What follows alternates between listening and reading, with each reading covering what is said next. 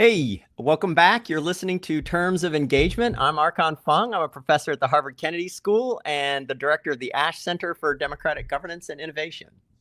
And I'm Stephen Richer, former elected Maricopa County recorder and now a senior practice fellow in democracy at the Ash Center at Harvard Kennedy School.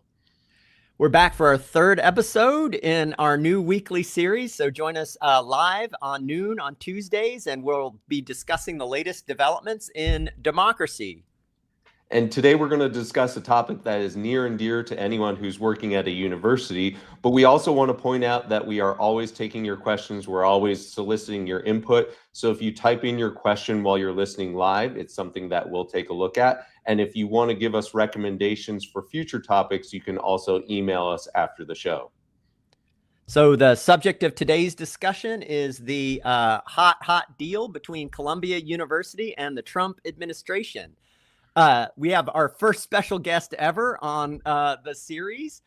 We're lucky to be joined by Professor Suresh Naidu, who is a professor of international and public affairs and the Jack Wang and Echo Ren Professor of Economics at Columbia University. Suresh works on many things: political economy, labor history, labor markets, and he is a special interest in the effects of democracy and non-democracy on economy. And so that's what we're talking about here. He has written a great New York Times op-ed on the Columbia deal, which we'll post in the show notes. So welcome, Suresh. Thanks a lot for having me on. And I want to point out, as we always do, that Suresh, Archon, and I are only speaking on behalf of ourselves. We are not speaking on behalf of the Harvard Kennedy School, Columbia University, or Harvard University, all of which are affected by the most recent settlement between Columbia and the Trump administration, but we are speaking solely for ourselves. Absolutely, solely as individuals. So last week, leaders of Columbia University reached a deal with the Trump administration. According to reporting from our crack researchers here at the pod, some of its main elements are that the federal government will restore funding for research, including $400 million in grants that were frozen this year. And in return, Columbia University will pay $200 million settlement to the federal government.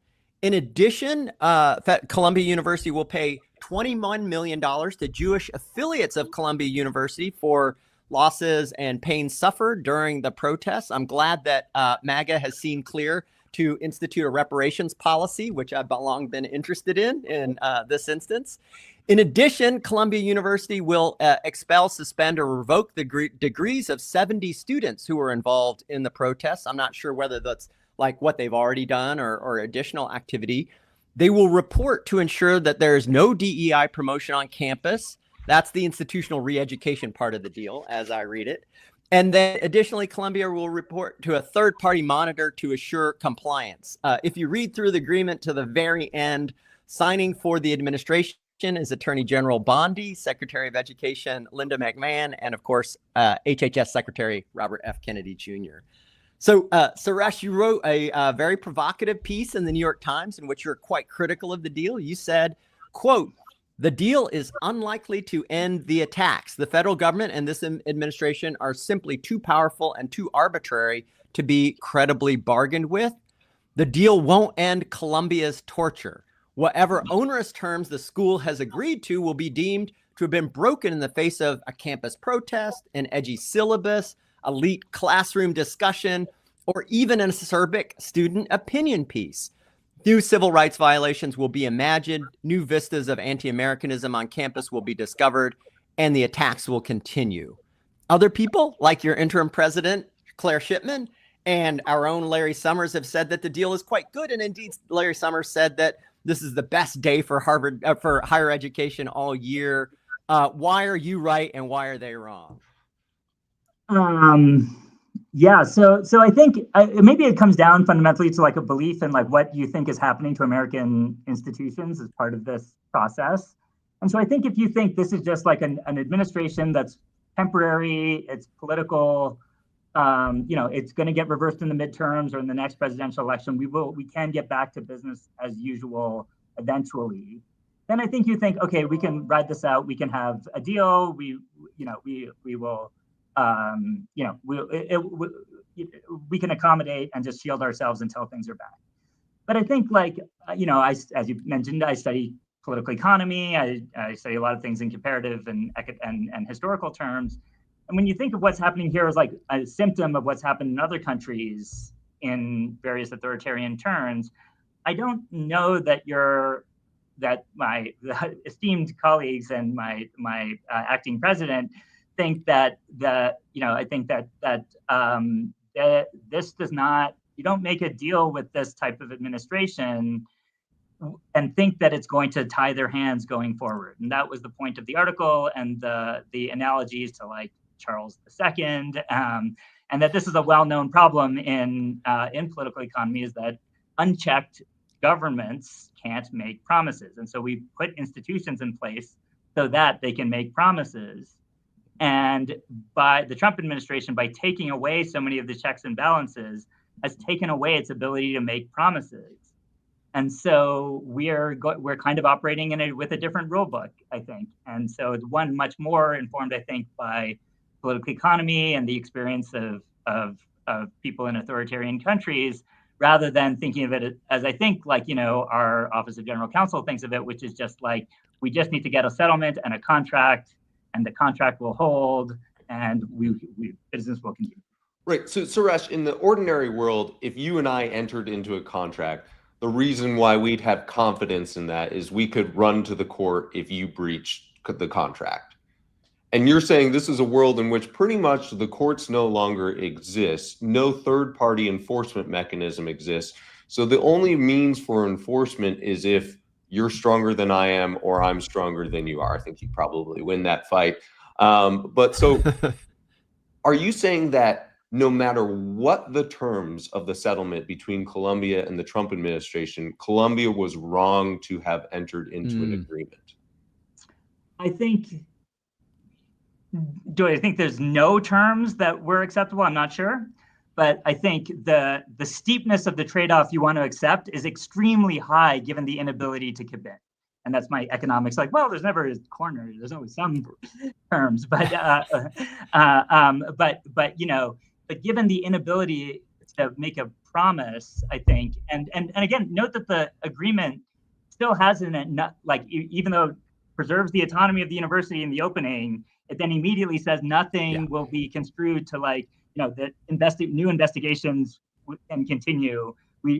Even the agreement itself keeps us open to further EEOC investigations, for example. And I'll just say, even independent of EEOC, there's so many agencies, so many margins from international students to all kinds of things that they can attack the university on, that getting peace on these things doesn't buy us peace on these other margins. Right. So if as I'm thinking about it, I might be okay with if it were just the money, because that's like kind of maybe a form of extortion, but whatever, or taxation, depending on how you view it, right? And you pay the money, but at least you get to keep being a university and you maintain your independence. So like the money is one level, and then the operating freedom is a much deeper level.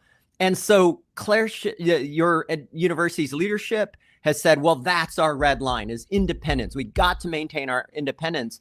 And Brian Rosenberg in the Chronicle of Higher Ed has an op-ed an opinion piece in which he cites the Princess Bride. So he says, according to Columbia's acting president, Claire Shipman, the deal with the Trump administration, quote, safeguards our independence. And then Rosenberg goes on to highlight all the ways in which the independence of the university is jeopardized by the deal. And he says, well, to paraphrase the great movie, The Princess Bride, and Inigo Montoya, he says, independence, you keep using that word. I do not think it means what you think it means. So let's have the clip from Andre the Giant and The Princess Bride. I don't think it means what you think it means. So does it preserve the independence? I mean, I think from the perspective of the president, I can kind of see, given what I've heard about other things that the administration and what they've asked of Harvard, for example, you can imagine they asked for literally they want a member of the federal government committee on the board of trustees, or they want a veto point on the next president. There's probably things that were asked for by this government that the trustees probably did like managed to push back on, knowing that those things would just generate like such an would be untenable. So I think that given what the scope of what the government was asking for, that was probably asking for, there was probably some things that from their perspective they preserved. But then I think, I still think that the idea that we are now safe, like that our independence has been successfully safeguarded, I think that is like not true. I think there's even things in the agreement. For example, like I'm in both CIPA, the International Public Affairs, and in Econ. Both of those schools now have to hire somebody that's joined with the Institute for Israeli Studies as a condition of the deal. And so so maybe it's things that we would have done anyway. Yeah, it's possible you could think that, but now we put it in writing as in terms of as part of the agreement with the federal government. So have we preserved our independence? I don't know. So Suresh, what do you say to? Well, let's just take one point of independence, which is you wrote this article. You wrote an article that is arguably critical of the university's leadership. I think that you come across as empathetic and understanding of the situation. And I think that none of us envy the president of Columbia right now. But ultimately, you still exercise your academic freedom. And so tell us about that process. Did you think twice before hitting submit to the New York Times? I mean, I didn't write anything before I got my naturalization, which happened 2 weeks ago. And so I was like deliberately, I had deleted all my social media So that was a real consideration for you. That was I had a habeas petition ready to go for like if things went wrong. And so, I think if you're not a citizen in this country and you're definitely thinking twice about your public engagement. But as a professor, I still feel like, now I have tenure. I'm still protected by the norms that we have. I do think as this gets chipped away, the conservative movement like end tenure, 100%. Okay. So Archon, what was your hot take when you saw this come down? What was your feeling? Well, I guess I felt like maybe Columbia was doing the best it could do. So maybe trying to square the circle here from President Shipman's perspective is maybe, Suresh, you're right that you have little assurance that the administration will stick to the deal, but you're playing the probabilities and trying to cash out the best kind of utility maximization for the university that you can under circumstances that certainly no one would wish upon the university, any of these universities. And so you think, oh yeah, this is the best we can get in the medium and short term. I acknowledge Suresh's criticism that they may go back on it, that we may have to come back to the table, but still I got to protect my people. And this is what I see as the best way of doing that in a very difficult environment. And she has said, President Shipman has said, that she has heard from members of different science departments, natural science professors, natural science researchers, that they are very grateful that this funding has been unfrozen. And she encourages us to think about it in not so black and white terms. So she wrote in her letter to the Columbia community, for months, Columbia's discussions with the federal government have been set up as a test of principle, a binary fight between courage and capitulation. But like most things in life, the reality is far more complex, end quote. Is it more complex, or is this simply capitulation? It is more complex, but not just in the parameters that President Shipman lays out. It's more complex in the sense that Columbia is not just, the interests are not just Columbia preserving the institution of Columbia. And I think this is also kind of putting Columbia up there with all the other universities that are under attack, with the other institutions that are under attack, and thinking about, well, okay, my duty as president of Columbia is probably to preserve Columbia University as an institution. And so in terms of that narrow objective, this is probably the correct play. but it's not clear that Columbia University's objective ought to only to be Columbia University as part of this larger network of civil society organizations. Yeah, great. And on that note, we wanted to share a little bit of an interview on the PBS NewsHour between Amna Nawaz and Michael Roth. And Michael Roth is the long president of Wesleyan University. And he, in my view, has been the most outspoken among university leaders of the view we've got to hold the line for higher education and resist encroaching, I think he would say, authoritarianism. So can we play the clip from the NewsHour? Wes, I'm joined by Michael Roth, president of Wesleyan University. President Roth, welcome back to the NewsHour. Thanks for joining us. Thanks for having me. So let's just start with your initial reaction. When you heard the news and the details of this settlement, what did you think? Well, I felt like one must feel when you've paid a ransom in a kidnapping situation and the person who's been kidnapped is returned safely. You think, thank goodness, the kid's okay, or the person kidnapped is okay. But I wouldn't praise the agreement that led to the liberation of the kidnapped person. And so in this case, I was pleased that this particular moment of assault on higher education by the Trump administration has been resolved, at least for now, although who knows, these agreements come and go with this White House. I was, and I am distressed that in this country today, the executive branch of the federal government wants to be able to dictate terms to private universities, law firms, newspapers, TV stations. And so all of these things are evidence that the current administration is trying to erode support for institutions in civil society. Right. So he brings in many. Yeah, go ahead, Stephen. Yeah, I think that's a very apt analogy. And again, a principle is, the United States doesn't negotiate with terrorists, and that's a bad game theoretical model strategy. But you have a lot of sympathy for a parent who's negotiating with terrorists to return their child. And I would imagine that Columbia's president has been overseeing layoffs, has been overseeing cuts to discretionary programs, has been overseeing cuts to entire science projects, and that $200 million and some terms that hopefully don't infringe on Columbia's intellectual freedom too much. It seems pretty tempting. Yeah. So we've got a comment in the chat that is actually, I think, from the pro-administration position. And so he says, Suresh, would you be so critical of this agreement if Columbia had treated Indian students as it treated its Jewish students and staff? What do you think? So I think, I would just like to point out that a large chunk of the extremely active pro-Palestine students on campus are Jewish, and their sentiments are completely not included. My colleague James Seamus has a quite acerbic take on this, like exactly which Jewish students and members on campus are getting part of the settlement, which ones aren't.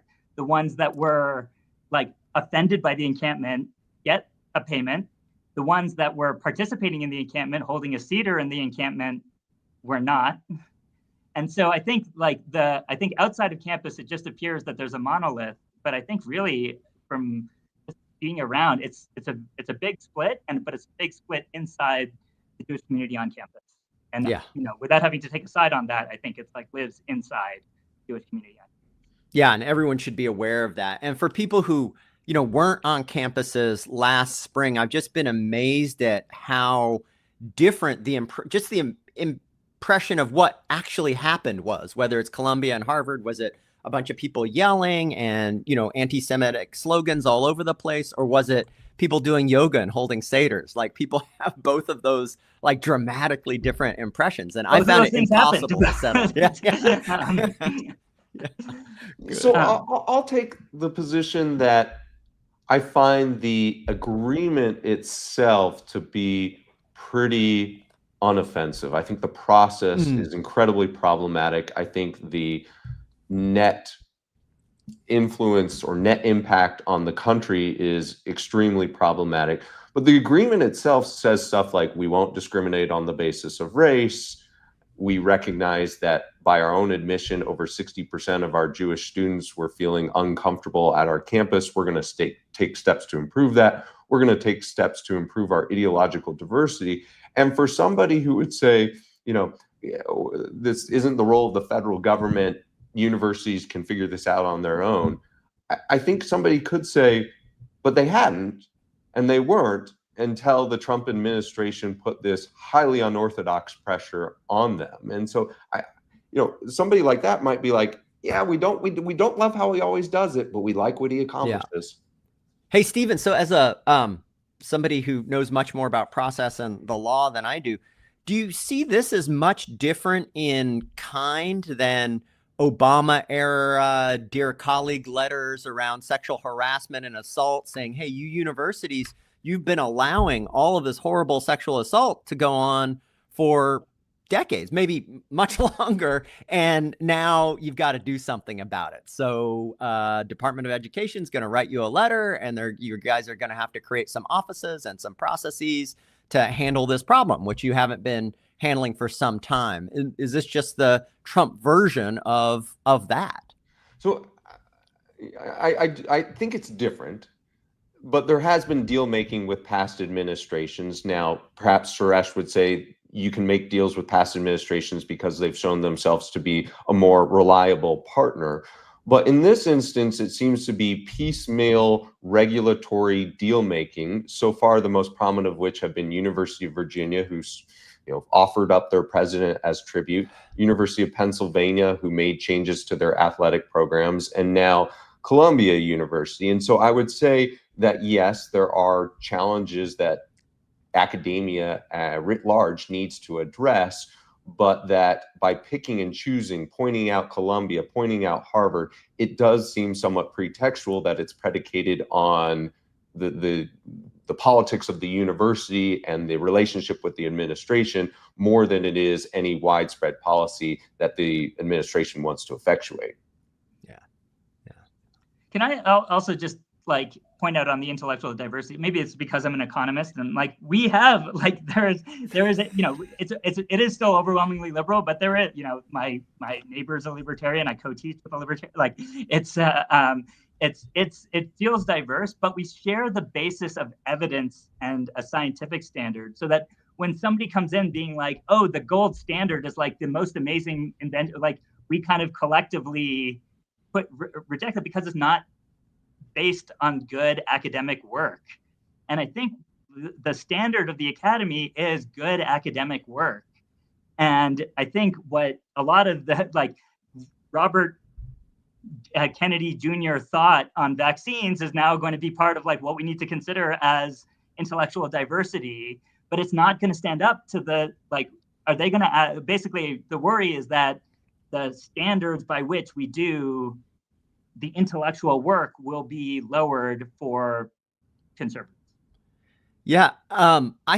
One thing about the viewpoint diversity kind of demands that puzzles me is I think people mean very different. It's like the Diego Montoya thing.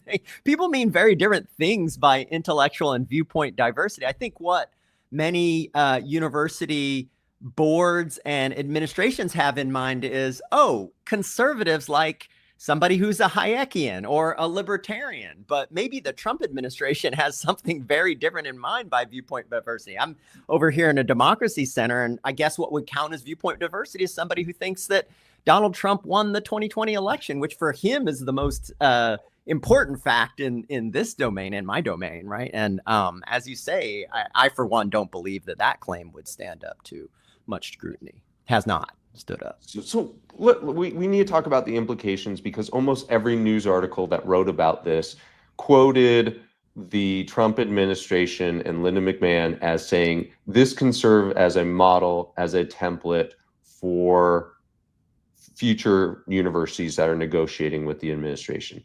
So is this the end of the resistance? Is this it?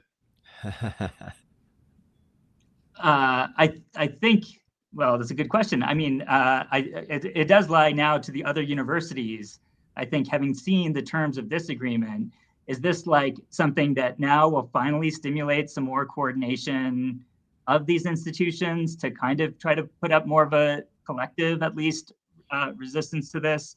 Or if it's like, no, is this acceptable? And they will also capitulate one by one. I think that is the question I would ask, like, what are the obstacles to the collective action by either the universities or a civil society that you think America, should have a lot of these are very well resourced, very professional, very solidly networked organizations. Why can't they get it together? I think it's really hard. So I was reading this book a couple of years ago by John Keane called The New Despotism. And he looks, part of it is about India, but he looks at, kind of Turkey and Hungary. And he says, look, the new despotism is not like the old one. It's not primarily, the jackboot and the knock on the door in the middle of the night. It's really kind of a big Amway scheme where the despot is at the top and there's positive and negative incentives that roll all the way down. And so all the way down through the bureaucracy and to civil society and to newspapers and to higher education. And they just turn the dials so that you get stuff if you're more supportive of the government, and you suffer little costs and sometimes big costs if you're not. And if you can kind of get that set up, it strikes me as a pretty robust kind of way to preserve order, at least for a little while, because it's kind of incentive compatible all the way through this cascade. And so the mounting collective action seems difficult. And I think we were talking a little bit before the show is why, America has an extremely rich civil society. Why haven't we seen more collective action? And I think we have, just not from the leadership. Like our colleague Erica Chenoweth, their research shows that there's been tons of kind of protests from the grassroots. And I guess my own kind of too nice account of that is that if you're at the top of these civil society institutions, you're just more vulnerable to the Amway scheme because you have more to gain and more to lose from either making a deal or not making a deal. I think we're also finding out just how leveraged modern universities are with the federal government. Absolutely. And a lot of people look at the endowment of Columbia and the history of Columbia and ditto Harvard, and they say, well, they should be able to fight this easily. And I just think that all of those comments underestimate the tools that the federal government has at its disposal and the importance of federal research grants to each of these schools. And I think that could change universities moving forward, but that will be a slow, hard change. I just want to make this clear to, I think you guys know this, but for anyone's, it's like those research grants are payments for research services. And so it's the fact that the federal government doesn't care about research that is the fundamental thing going forward, and that they're willing to cut off this to exercise these political prerogatives is partly just because the research that is done in the public interest is not enough of a priority for the government for them to not turn it off. And I think absolutely merits repeating. This is not the federal government saying, Archon, here's $100 million for your program, use it well. It's we want the specific research done. Archon bids for it in a competitive grant-making process. He gets it. He conducts that research over a multi-year period. I know we're running a little short on time, but I want to ask Suresh, what's the sentiment at Columbia? Is it like a funeral or is it a relief? I think it's not. I think people are sad. It's anger and then mixed with some relief. People are like, oh, I don't have to fire. I won't have to lay off people. There is definitely from my medical school colleagues that are also extremely upset. Then that I think they're holding those sentiments in their heads, and they're continuing to organize. And so I end with a pitch that our AAUP chapter has grown exponentially, and ours too. It's going to be the locus, I think, for replacing, as they tear down faculty governance. Our AAUP chapter is probably going to have to take up a lot of the slack. Yeah, great. And then I got to do this. Archon, go for it. You're president of Harvard University for the next month. Exact same deal is offered to you. Do you take it? 200 million and the demand and the agreement. I let it roll out in the courts for a little bit longer. Play for time. See what happens. Yeah. I mean, we got a pretty favorable court ruling, set of them actually. So But think I we've would say got a little bit. you don't know how long you're going to have to resist for. Are you resisting for Yeah. 3.5 years? Are you resisting for 7.5 years? We don't know. One day at a time. Boo! Cop out! Cop out! Yeah. All right. So as promised, we never go for more than 30 minutes. So we're at time. As a reminder, send suggestions to info@ash.harvard.edu. And a huge thanks to Suresh for, I dropped the invitation very late last week. He jumped on it, and it's been just an amazing conversation. Thank you very much, Suresh. Thank you. Thank you so much for having me on. Thanks, Suresh. Yeah. And thanks all for watching. All right. Take care, you guys.